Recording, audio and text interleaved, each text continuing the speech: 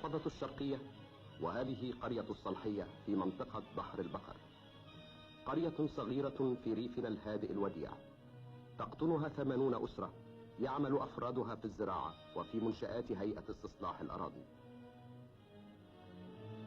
وتمثل القرية حياة الريف المصري في كل صورها، في العمل حيث تتعاون المرأة والرجل على الإنتاج، وفي الإيمان بالقيم الشريفة في الحياة، وفي الزحف المتواصل نحو التقدم والنهوض.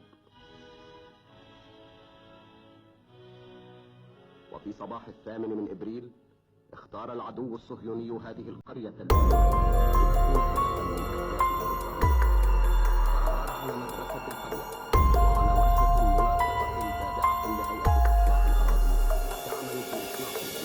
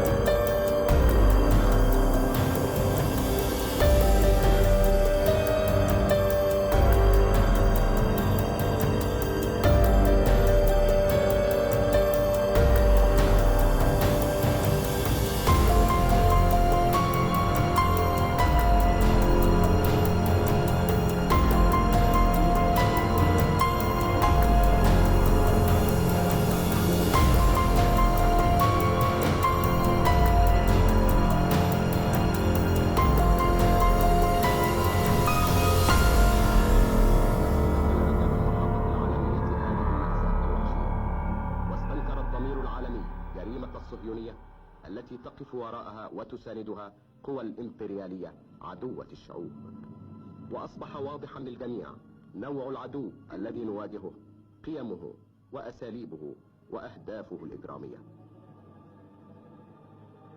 إن شعب الجمهورية العربية المتحدة الذي لن ينسى أطفاله الأبرياء لا يزداد إيمانه بحتمية النضال وتصميمه على الانتصار.